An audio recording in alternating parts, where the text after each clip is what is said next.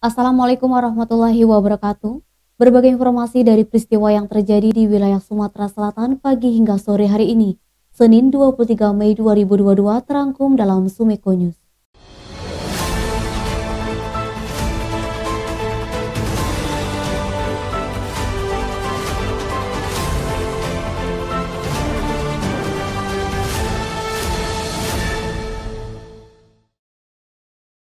Diduga melakukan korupsi pungutan liar pembuatan 470 sertifikat pada program pendaftaran tanah sistematis lengkap tahun 2019.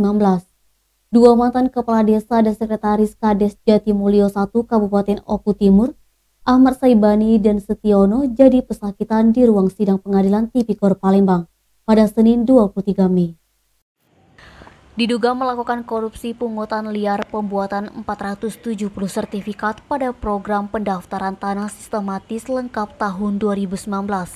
Dua mantan kepala desa dan sekretaris Kades Jatimulyo I Kabupaten Oku Timur, Ahmad Saibani dan Setiono jadi pesakitan di ruang sidang Pengadilan Tipikor Palembang pada Senin 23 Mei. Keduanya dihadirkan jaksa penuntut umum Kejari Oku Timur secara online. Di hadapan Majelis Hakim Tipikor Palembang diketuai Mangapol Manalu SHMH dengan agenda mendengarkan pembacaan dakwaan untuk masing-masing terdakwa. Dalam dakwaan singkat JPU, kedua terdakwa diduga telah melakukan pemungutan biaya pembuatan sertifikat di luar ketentuan dan peraturan kementerian sebesar 200.000 per sertifikat untuk Provinsi Sumsel. JPU Dian Megasakti SHMH mengatakan keduanya selaku perangkat desa Jatimulyo telah memungut biaya dari program PTSL untuk masyarakat yang mempunyai SPH sebesar Rp900.000, sedangkan yang tidak mempunyai SPH sebesar Rp1,2 juta. Dari 470 pengajuan PTSL tersebut, tidak seluruhnya dikabulkan oleh Badan Pertanahan Nasional Kabupaten Oku Timur. Disinyalir terdakwa secara bersama-sama memperkaya diri sendiri telah melakukan korupsi sebesar lebih dari Rp130 juta. Atas perbuatan para terdakwa, sebagaimana dakwaan JPU dijerat dengan pasal 12 huruf E atau pasal 11 Undang-Undang RI Nomor 31 Tahun 1999, sebagaimana telah diubah dan ditambah dengan Undang-Undang RI Nomor 20 Tahun 2001 tentang pemberantasan tindak pidana korupsi, Junto pasal 55 ayat 1 KUH Pidana. Fadli, Sumeko TV melaporkan. Pemerintah Provinsi Sumatera Selatan bekerja sama dengan pemerintah Australia akan mendirikan instalasi pengolahan air limbah melalui Palembang City Sewage Project di beberapa kawasan di Kota Palembang.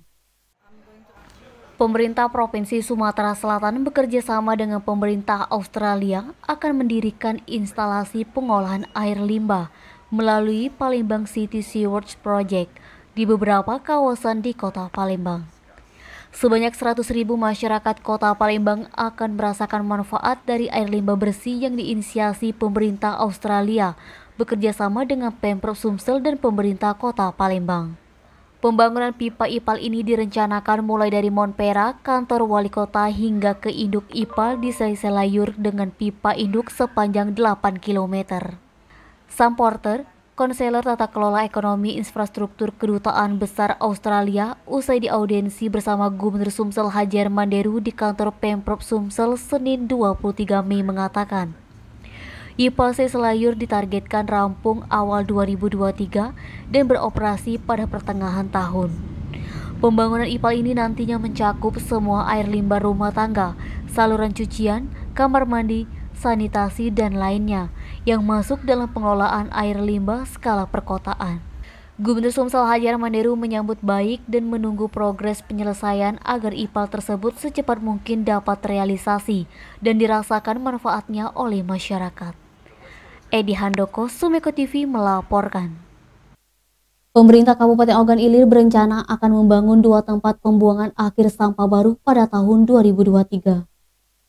Pemerintah Kabupaten Ogan Ilir berencana akan membangun 2 tempat pembuangan akhir sampah baru pada 2023. Sekretaris Daerah Kabupaten Ogan Ilir Muhsin Abdullah kepada wartawan Senin 23 Mei mengatakan, Ogan Ilir baru punya 1 TPA yakni di Palem Raya. Seluruh sampah dari seluruh kecamatan di Ogan Ilir dibuang di sana. Saat ini Pemkab Ogan Ilir tengah mengkaji terkait lokasi TPA baru. Apakah dibangun di setiap kecamatan atau setiap 2 kecamatan dibangun 1 TPA? TPA jangan sampai mengganggu pemukiman warga. Idealnya lahan TPA itu sekitar 5 hektar. Kepala Dinas Lingkungan Hidup Kabupaten Ogan Ilir, Husin Tamri menerangkan 2 TPA yang akan dibangun tahun depan berlokasi di Kecamatan Tanjung Raja dan Kecamatan Payaraman. TPA Tanjung Raja akan dibangun tahun 2023 dan TPA Payaraman dibangun 2024. Eti, Sumeko TV melaporkan. Melawan petugas Satlantas Polrestabes Palembang ketika dilakukan penilangan, Rebu Iskandar, 42 tahun, warga Jalan Inspektur Marzuki, Lorong Bakti, Kelurahan Siring Agung, Kecamatan IB1 Palembang, diamankan unit Opsnal Ranmor Satreskrim Polrestabes Palembang di rumahnya Minggu 22 Mei sekitar pukul 21.30 waktu Indonesia Barat. Melawan petugas Satlantas Polrestabes Palembang ketika dilakukan penilangan, Rebo Iskandar, 42 tahun, warga Jalan Inspektur Marzuki, Lorong Bakti, Kelurahan Siring Agung, Kecamatan IB1 Palembang, diamankan unit Opsnal Ranmor Satreskrim Polrestabes Palembang di rumahnya Minggu 22 Mei sekitar pukul 21.30 waktu Indonesia Barat. Kapolrestabes Palembang Kombes Pol Muhammad Ngajib melalui Kasat Reskrim Kompol Triwayudi mengungkapkan, aksi yang dilakukan pelaku terhadap petugas Satlantas terjadi pada Selasa 17 Mei sekitar pukul 6.00 waktu Indonesia Barat di Jalan Demang Lebar Daun, tepatnya depan Hotel Amaris, Kelurahan 20 Ilir, Kecamatan IT1 Palembang. Kejadian ini berawal dari anggota Satlantas menuju pos Laka Lantas Pak Jo dan melihat pelaku melanggar lalu lintas. Kemudian dilakukan penindakan tegas berupa penilangan kepada pelaku. Diduga tidak senang sudah ditilang, keduanya pun cekcok mulut hingga berujung Rebo menarik pakaian korban sehingga rompi yang dikenakan korban robek. Pelaku Rebo mengakui perbuatannya lantaran hilaf. Rebo meminta maaf kepada pihak kepolisian khususnya Polrestabes Palembang. Denny, Sumeko TV melaporkan. Pemerintah Provinsi Sumatera Selatan mendapat hadiah kurma dari Kerajaan Arab Saudi sebanyak 4 ton. Pemerintah Provinsi Sumatera Selatan mendapat hadiah kurma dari Kerajaan Arab Saudi sebanyak 4 ton. Gubernur Sumsel Hajar Mandiru saat acara Ramatama dan pelantikan Dewan Hakim Musabaqah Tilawatil Quran ke-29 Provinsi Sumsel 2022 di Geria Agung Palembang Minggu 22 Mei malam menuturkan, beberapa minggu yang lalu dihubungi pihak Kerajaan Arab Saudi untuk memberikan hadiah kurma tersebut. Namun Deru tidak mengetahui pasti apakah Gubernur Sumsel sendiri yang diberikan kurma atau ada gubernur lain. Pemberian kurma tersebut telah diterima Pemprov Sumsel dan akan disalurkan ke masyarakat melalui pondok pesantren dan panti asuhan. Kurma ini diharapkan dapat dibagi rata kepada masyarakat agar semuanya mendapat bagian meski jumlahnya sedikit. Edi Handoko, Sumeko TV melaporkan. Demikian Sumeko News hari ini. Jangan lupa 3M, memakai masker, menjaga jarak, dan mencuci tangan pakai sabun. Wassalamualaikum warahmatullahi wabarakatuh.